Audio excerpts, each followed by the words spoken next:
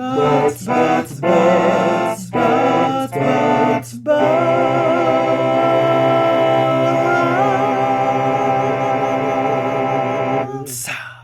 Hello, and welcome to Laura's Gaming Butts, Destructoid's premier YouTube show for talking about butts in video games.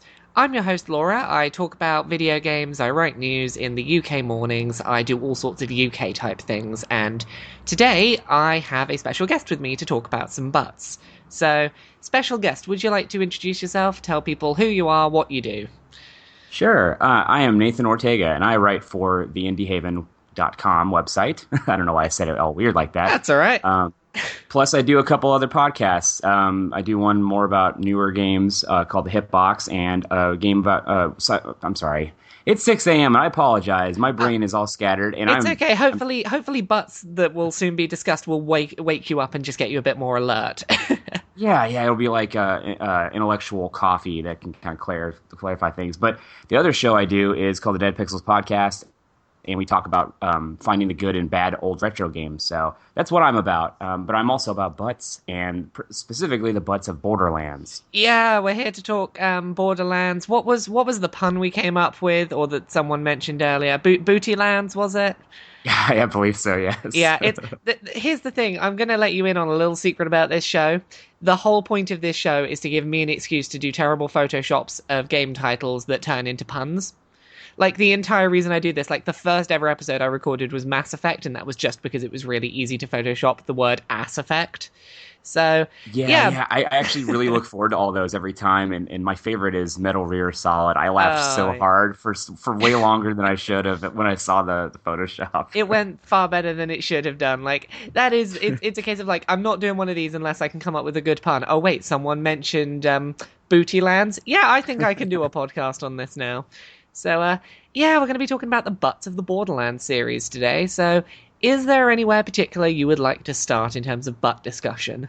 Well, I feel like with this series, when we were talking about this prior, I feel like the Borderlands universe has a variety of butts, and I think it's really interesting in what it's saying about the future of mankind, and sort of like it's very butt positive and sex positive in a lot of ways. So I feel like we could start at any real direction here, but for me, do you want to just start with like what my favorite Borderlands ass is? Why not? Let's start from a good positive place and, work down to the detestables when we have to.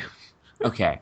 Well, for me, I feel like out of all the characters in Borderlands, the thing that is most representative of like ass positive, outlook on things would be Axton, one of the playable characters in Borderlands 2.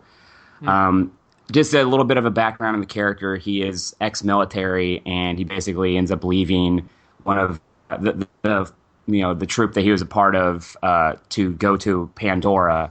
And it's interesting because I feel like this character, you look at him, we have a picture here that I found that I thought was really indicative of what you end up looking at through most of the game when you're playing with somebody who... This is the first one you sent me, the one where we've got the nice 3 different shots in one image. Right. This is the one, yeah.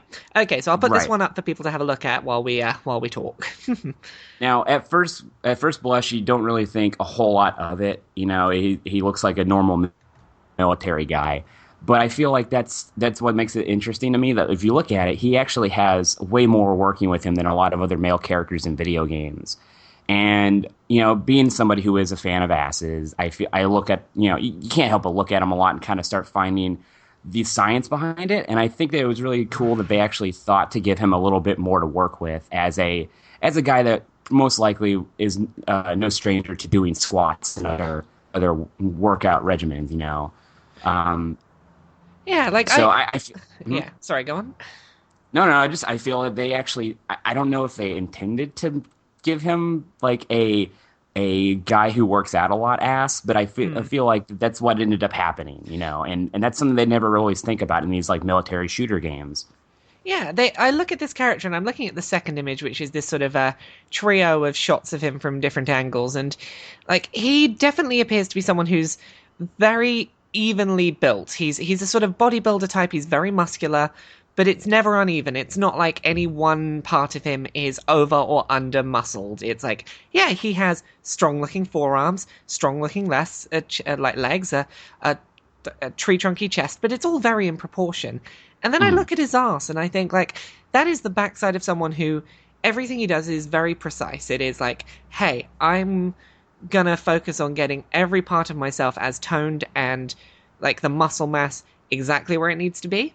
And I think that, like, that applies to his arse. His arse is, like, he has a set of buttocks that are very proportional. They fit him with his, like, his big muscular forearms and his nice muscular legs. He has a bodybuilder's ass, but not a bodybuilder who has exclusively decided to weight train their ass, if such a thing exists. He's like, no, everything in proportion, everything's going to look fantastic. Let's get everything looking good at once, rather than being like, oh yeah, I'm going to focus on my upper arms and forget about the waist. And no, he is a very well proportioned muscular ass that is going to be very fit for the job of being a soldier.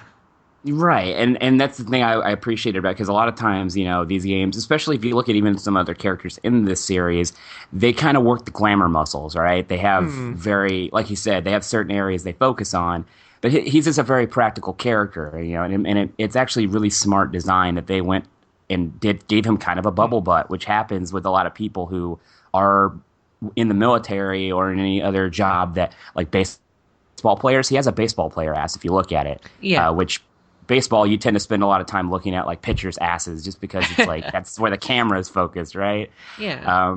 And a lot of times people think, oh, well, if there's any definition there, then it comes off a little homophobic, right? Like, you don't want to give him anything that looks too feminine, and that's why a lot of other, like, Call of Duty games and things, all the main characters in those just have, like, no ass, and it's super boring. Because, you know, it's everyone's fear of, like, what if someone realizes that man asses are kind of nice?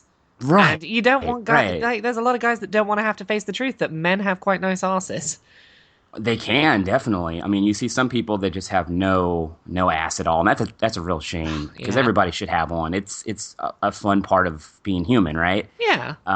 But yeah, it's just that, and I feel like Axton is sort of indicative of sort of their attempt to flip a lot of conventions with male protagonists in these types of games on their ear. And this, considering you spend a lot of time looking at the backs of other characters that you're playing with throughout the game, that, you know, you end up spending a lot of time staring at, you kind of want something nice to look at. Yeah. Guys who like women have plenty of options in video games, but not a lot of options for male characters. Yeah, well, one thing that, like, the more we've been talking about this character, the thing that seems to really jump out to me is, like, the comparison between, if you look at his buttocks compared to, say, Ryu from Street Fighter, because Ryu is he's overcompensated the upper body muscles.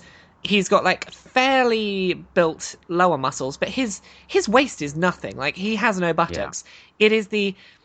This is a comparison that seems to work best for American audiences, is G.I. Joe figures in America had, like, an elastic band keeping their waist together that could snap.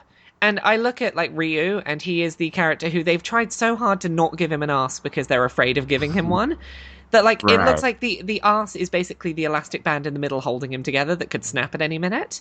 Whereas this is like, no, they're not afraid. They're like, no, this guy has to have an arse for this to work, and we are not afraid of giving him a decent arse. And you need some power to come from that area to be able to support all of the upper body area, right? Yeah, and you need a strong core, and a strong core starts with a strong arse. Yeah, and so it's something that I feel like it's not always super obvious when looking at a character like this, but it's an attention to detail. It's that thought that you put into something that it's like movies that really do a good job of world building. It's something you don't always think at first, oh, this is really important to make this movie more believable or have an investment from the audience. The same thing with this. This thoughtful design means a whole lot, even if the audience doesn't really consciously notice it.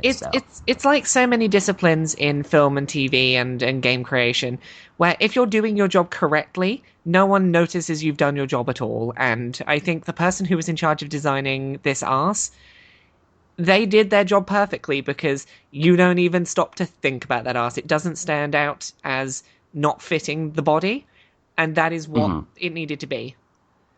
They've done their job so well that no one notices they've done their job. I mean, hey, it's like that bit on Futurama about if God's doing his job right, he doesn't even realize we don't even necessarily realize they're there. So, Yeah. really doing fine work here with Axton. I applaud whoever at Gearbox designed that ass. Yeah, if you were the person at who worked on that arse, then drop me an email at laura@destructoid.com because I'd love to have an interview with you. I'd love to talk about that arse. Um, that's a weird thing. My job's strange. Anyway, we should move on to another character before my job gets any weirder. So I think next up on our chopping block list of characters to go through is you want to talk about the arse of Handsome Jack. Yeah, it's funny because like I feel like that character is figuratively a huge ass, and everyone in the fandom and everyone who plays this game, you realize it from moment one. But I looking at models of the character, he doesn't exactly have the most like phenomenal or like outstanding ass. But I put him on this list because I feel like he is the character that best carries the ass that he has with so much swagger that it goes to show how much having a great ass is all on the body language and how you carry yourself. He has so much charisma and confidence that he can make even a mediocre ass work. Yes. I included this picture here where he's sort of like looking up in the sky, trying to strike a pose, and he's got his hand on his hip with his ass kind of turned out. And I feel like that was like, oh, that's perfect. That is like what this game's about. Just Pandora swagger counts for 70% of a good ass in this game, and I feel like nobody carries that better than him. Yeah, well, like I look at Handsome Jack, and first of all, I know it's low hanging fruit to say, but Handsome Jack has a handsome ass. Like that is such an obvious thing to say, but I think so. Like I think you've undersold his ass, but like I will agree with you that a lot of what makes his ass great is the pride and the confidence with which he carries it. I have weird comparison points I draw references to on this show. I'm going to compare Handsome Jack's ass to that of the Skull Kid in Majora's Mask. Because the Skull Kid in Majora's Mask, he literally has no ass. Handsome Jack has an ass, Skull Kid has no ass. But what I think is important is that the Skull Kid in Majora's Mask, his ass is a plot point. You're looking through a telescope and you spot him up on top of the castle town, and clock town or whatever it is. Anyway, he shakes his ass at you. He demonstrates his confidence, and that projects the image of a great ass. Like he carries himself with so much confidence and such a lack of shyness about presenting his ass that it makes it seem like he has more of an ass than he does. And I think that's the case with Handsome Jack. It's looking at the first image you sent, that one where he's sort of bending over, I think he's got quite a nice ass. Admittedly, it's not the most toned in the world. Like it looks like there's a bit of it's a bit of fat that's not necessarily toned. Mm-hmm. It's a bit sort of like, it looks like it might have a little bit of like possibly even cellulite maybe. It's like, it's not the most shapely ass, but there's a decent handful of it. Like you could definitely get a grip. And sure, here's the thing, like as long as you've got something to work with and the confidence to show it off, like that is an ass that the more I look at it, I'm like, it's not necessarily the best ass in the world, but on him, he makes it the best ass. Like he takes the ass and he's like, fucking hell, I'm going to make this ass shine. He approaches it like, well, it's my ass and I'm great, therefore my ass is great. Right? Yeah, I am Handsome Jack. I have an ass. This is my handsome ass. Screw you if you think any differently. Right, and that kind of like body positive sentiment is throughout the whole game. I feel it's interesting you mentioned your assessment of his ass, because I feel like as a weirdly enough a Borderlands lore expert to a point. There's actually a reason for that, because he actually got his start as a programmer for the company that he worked for. So he spent a long periods of time in front of a computer sitting on his ass, and that might actually be a conscious decision when designing him to give him the ass of a programmer. He's not. Oh, yeah. Mm-hmm. It is the ass of someone who's going to have to sit down in one chair all day and doesn't want to have to get a numb. And right. I think that is like, yeah. He's definitely going to benefit from having a bit more junk in the trunk. Right. But he's not like overweight necessarily, but it does have that sedentary ass look though. But it's like he was formerly really sedentary, but now he's had a more active role in, Yeah. running the company and trying to kill all the main characters. So it actually, man, I would actually really love to talk to the character designers of this game and find out if all their ass decisions were very intentional or just merely coincidental. But I feel like it was an intentional decision in this case. Definitely. I feel like a lot of it is like it is an ass that for many years went underappreciated and then he tried to work into shape. And there are certain relics where it's like his ass is never going to be the greatest in the world because there were years where he didn't give it the care it needed. Mm-hmm. But that doesn't mean that he's not going to make it as good as he can and then let confidence and charisma sort of take that ass the rest of the way to where it needs to be. Hey, you work with the ass you got, not the ass you'd like to have. Yeah, exactly. You got to be like, this is what I've got. Let's see what we can do with it. Where do we want to go next? Where's next on our list? It's I think your next suggestion was Mad Moxie. Yes. Now, I'm putting this on the list, actually doing a lot of research for this show. It's a highly journalistic endeavor. You've got to put the research in. We can't just fumble into doing one of these without thinking about it. God. Hey, I take this show very seriously. Okay, if I'm going to come to this show, I'm going to come here with the proper research. And but I'm very glad to hear that. I did find that one, I need to clear my browser history going forward after this, and two, there are very few examples online of Mad Moxie's ass, and you would think that she would be the character that had the most ass research done out of this whole series, but I found very little examples. I had to actually go and do some screen caps of the game because there's a lot of boob shots. Everyone talks about Moxie's boobs, but there's very little love for her ass, and I think that's unfortunate because the few shots I showed you here, these are some in-game screen caps of some like provocative photos she took at one point. What she has is really great, but it's just that she covers it up with her coat, with the coattail so much that it's almost like an active decision to divert your attention to the boobs to mask the real power of Moxie, which is in the ass. Well, here's my takeaway is usually I go into situations like this saying the boobs are a pretty good guideline to the ass. You can usually approximate what one's going to look like from the other. However, the impression I get of Moxie and just sort of the entire way she presents herself is someone who is making too much of an effort to seem confident to mask insecurities. And where I suspect that is us, I suspect she's insecure about her ass. Like she's wearing that coat that just covers it enough that I think she's trying to divert your eyes, your gaze towards the breasts because she doesn't want you looking at her ass. She's embarrassed of what she's got down there, and she's rather than trying to go the handsome Jack route and be proud of what you've got and let the confidence speak for itself. She's like, no one's ever going to look at my ass because I'm going to put my boobs in everyone's face. That's an interesting theory, and I don't necessarily disagree with you, but I feel like this could be a bit of a Rorschach test where you see what you have different interpretations of what it means. To me, what I know of the character, she is pretty much the most successful woman in Pandora. She's a businesswoman. She's got a lot of ventures and has had some setbacks in terms of people taking her seriously. Yeah, and I feel like that is kind of communicated in her design, where she's sort of like, she knows that to get somewhere, she has to give people what they want. And in this case, I feel like it's the boobs, right?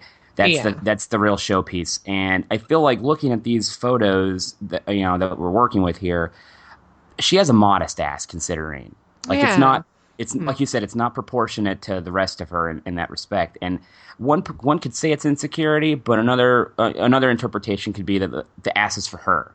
This is something she keeps to herself and doesn't need it to be a part of the show, and only maybe shares those with people she really cares about. I do actually really like that as an interpretation, that it's like, hey, if part of me is going to be like public property, this other part of me is going to be mine, and that's going to stay mine. And I do actually really like that, because I'm looking at these sort of the two middle photos you sent, which are the sort of photos of photos, and it's not a badass. She definitely, if she wanted to, she could impress people with that ass. If she had either the confidence or the desire to make that ass a centerpiece, she could do it.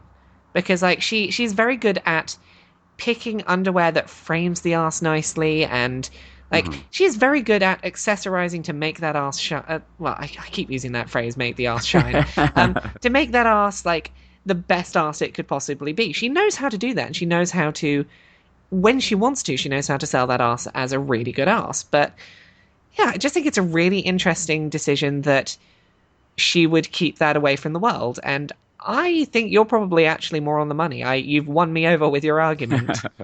Nice. Well, I'm very honored for that case. So I don't know. Maybe it is just me reading into it like the rest of this. I always kind of take it with a grain of salt, my theories in that respect. But given what we know about her as a character, I just feel like if she could make it work, you know, if she wanted to. If she wanted to make that part of the routine, she could. But because so much of the game and her story in it is usually communicating her attitude towards sex as a thing that can be part of her business. It's a way to sell your product. Yeah. If she wanted to make that part of the routine, she probably could, because everyone she's the sex pot of Pandora. She's she's the icon there. That's an ass that could easily be sold in a way that is profitable in that respect. But she's like, you know what? No, these photos are for a select few people, and only they get to see that. And I respect that, actually. I feel like I can totally understand, wanting to keep a little bit of that earnest, that sort of a part of yourself away from people. So. Yeah, I can definitely respect that, and I think that's a really interesting read on the character as well as on their ass. So. Yeah, from here, I think we're going to go to what is probably the most different an ass you could go to. So we're going to talk about Ellie's ass. And can I just say, before we say any more, Ellie has a fantastic ass. I don't care what you say. I love her ass. I absolutely agree. I think that I love this character, actually. I think she's fantastic. She's very... what she represents in this series is part of what I think people love about Borderlands, is that there's just all these different body types and different personalities, and it's very positive in a lot of ways, without seeming saccharine or like eye rolling, And I feel like Ellie is the best example of just like, you know what? No, I'm going to own this. I like myself. I don't give a damn what anybody else says. And she's incredibly body confident, and I love that about her. I think my favorite example of this was in the Borderlands 2 DLC, the D&D one. Oh, what was it called now? I'm having Tiny Tina's Assault on Dragon's Keep. Yes. There is a quest very early on in that where you go to Ellie and she's after some armor. And you have the choice between getting her basically male-style, standard, full-fitting armor, or you can get her sort of the more traditionally female, like, basically bikini armor. Whichever one you get her, she rocks it and she's awesome with it. She's like, hey, you know what? Either way, I'm going to be happy about how I look. Because, like, she asks specifically for, like, the full body armor, but if you get her the bikini armor, she's like, you know what? I'm going to rock this, and it's going to look bloody awesome on me. And it does, because she has, like we said with Handsome Jack, she has the confidence to rock that ass. Yeah, absolutely. And, and it's genuine, too. You don't feel like it's just compensating for feeling bad about not fitting into a certain body image that's popular. She genuinely loves herself, and other people do too. Obviously, like in the Borderlands 2 main campaign, there's a point where you're basically stealing these little like hood ornaments made out of her that bandits use to, I guess in some cases, make fun of her or like kind of parody her body type. And she's like, no, I freaking love this. I look awesome. And I'm like, that confidence and love of yourself is so much of what makes people, like, you can just work any body type if you carry yourself properly. Yeah, and she is the greatest example of that. She really is just, you know what? I genuinely love myself, and, like, not in any kind of conceited way. She's just like, no, I am not going to be fazed by anyone else's opinion of my body because I am happy with it, and nothing anyone says is going to stop me being happy with myself. And that's just, it's really reassuring. And I'm like, as much as, like, my love of that arse is as much to do with the arse as it is to do with what the arse represents. And for me, that arse is a symbol of being comfortable in your own skin and being like, look, Yeah. I don't care what anyone else says. I love myself. Yeah, and it's funny actually, because canonically, Axton is in a relationship with Ellie. And I think that's so interesting because they're like as different as possible within the context of this game. And it just has a lot to say about what Borderlands and its message of the future of everyone just being like, you know what, who cares? We're in these crazy scenarios in these far off worlds. Let's everybody do it Yeah, and not it's care about stupid body standards, yeah. you know. It's this amazing thing that like I hear it so often brought up in discussions in science fiction where it's like you're making a fantasy world set in space away from Earth, hundreds of years in the future, and you still believe that the patriarchy and body image and sexism and homophobia are all still going to exist? No, of course you don't. Those things are going to be gone. And that's what Borderlands does. It's like, hey, by the time that we're off in the space future, a lot of these things will probably have worked themselves out. It's fiction. We don't we can have characters who are confident in their body, and that's okay. Yeah, and like who has time to worry about that crap when you've got like cannibals and psychopaths and mutants and all this other crap to deal with? Like, do you really have time to spend like shaming somebody about not being looking a certain way? Like, Exactly. you got better things to do. Get money, get paid, blow up dudes. That's what this game's all about. Well, the last thing I want to say, I think that really symbolizes her confidence in her own ass, is the little flower on the back of her dungarees. She is not afraid to highlight her ass and to draw attention to it. Like, I think that is like a really good thing to draw attention to say, look, she really, like, not only is she not ashamed of her ass, she's proud of it. She wants you to look at it. And I think that's really wonderful. It's really sweet, actually, when you look at her character design, because one, she's got a powerful ass. You can tell, like, that is an ass that has to, that comes from doing heavy lifting and a lot of mechanical work because she's a mechanic. And it's an ass that has to carry the larger frame that she has. But then she has these little things, like her little tattoo on her, you know, right above her breast, or the little flower on her ass. That just like it speaks such depths about the character, the duality of her kind of being this big, tough, muscular badass, but also has this little sweet side to her that I feel like her ass is definitely reflective of that. Definitely. So yeah, I think that nicely sums her up. So we've got time for maybe one more character. So who do you want to finish with, Nathan? I had two other things. I feel like honorable mention goes to Maya, the Siren from the second one. Mainly because out of all the women with more traditional body types, I feel like she represents this much more realistically muscular like build of a character who does a lot of physical labor through, you know, going and hunting for vault keys and doing all sorts of crazy Pandora stuff. But I feel like I just wanted to give a shout out to that character just because I feel like she works that look better than most. But it's not the most remarkable ass in the world. It's like looking at it, she's the obvious choice, and I suspect she's the one that a lot of people probably came to this episode being like, when you're going to talk about that ass, when you're going to talk about that ass. Like, she is the character who, of all the female characters that we could talk about, is like, hey, she's wearing a skin-tight costume. She knows that she's showing off her ass. It is a good ass, certainly. And, like, it's a good enough ass that she has no reason to feel self-confident or to feel any lack of self-confidence about her ass. And I think that, like, the reason that, like, this wasn't top of my list to talk about is that her ass isn't interesting to me because she was born with a good ass. She didn't have to work for it. And because of that, like, she's never had to think about her ass. It's just like, yeah, I have a good ass. You can look at it if you want. It's never been a conscious decision of, do I hide it from other people to keep it for myself? Do I show it off to sort of instill confidence and to improve how it's perceived? She sort of has a good ass, and that's it. And I think that our show is more highbrow than that. I think that our show is like, we require some kind of intellectual discussion, not just, look, that's a nice ass. Totally, and with her, like, it's interesting because she actually comes from like a convent, basically, and I think so little of her identity is influenced by sex in any case, or being kind of objectified in any way. So even if she has an amazing ass, which I think her ass is okay, it's the best of that traditional looking, like, you know, pinup model kind of ass, but it's not anything that comes to mind of like best ass. asses in Borderlands. It's just more like she has the best out of the traditional build, but the fact that she carries it with such lack of real concern, she's like almost oblivious to the fact that anyone could like it, which is interesting, but it's not really, it doesn't inform her the way she carries it or anything like that. It's a good ass, but it's not a memorable good ass. Like I couldn't pick her ass out of a lineup of similar good asses because it is such like there is nothing about that ass that says anything about the character.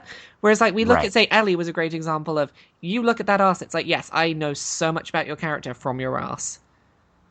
Yeah, it's like it's an also ran ass, right? It's not anything to write home about or informed by the character at all. But the reason why I wanted to mention her just because I feel like it was the best example of that kind of more traditional ass. But my last real pick would be Wilhelm from Borderlands, the pre-sequel, just because in the same way that Axton sort of subverts a lot of expectations in terms of what kind of ass you expect from a male protagonist, I feel like Wilhelm has a way better ass than I expected from a character who's sort of there's always like the big bruiser types in these games, and they always have very unremarkable asses. Yeah. Well, he's also sort of an elderly, like, grey fox almost. He's this sort of the silver fox. Like, you wouldn't expect him to be as toned on his ass as he is, but it's like, no.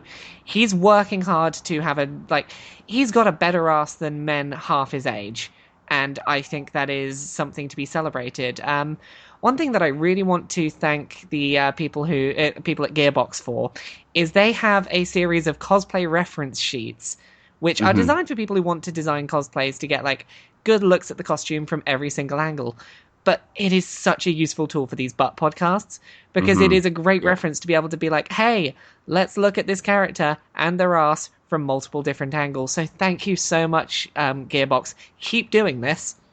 Because it's you make so our jobs helpful. easier, right? Yeah, you're making my job of seeing this guy's ass much easier. Like he's got a very lean ass, but it's muscular. He is the sprinter type ass. Like it is toned, not necessarily large in mass, but what is there is like that is designed to move those legs as quick as possible. Yeah, and in this world especially, because the main game that you play as Wilhelm in is on the moon, so there's already this low gravity thing playing into it, and so you really have to work those legs a lot harder than you normally would in standard gravity to get anywhere. And so I think that it is another great example of practical design informing the ass of a character that, I mean, they could have just given him no ass at all. But if you look at that, I sent you an animated GIF of his actual in-game model. And he is working that so hard. Yeah, he has a real hip sway going on as he walks. His walk cycle is just, my ass it's going to pivot, it's going to shake. It is going to be a focal point of my walk. You're not going to be able to walk behind me without seeing me shake it back and forth. Yeah, and that's, again, going back to the same point I keep making about how positive the Pandoran future is, that people are just like, you know what, I got it, I'm going to flaunt it, I'm not going to worry about it. And that's really admirable that somebody of his age and his build is like, you know what, no, I got some swagger and I'm going to own this. And that's really empowering, I think. Yeah, and generally it's just, I don't know. I think the fact that even at that age he still can find something about his appearance that he is confident in and that he sees a reason to promote.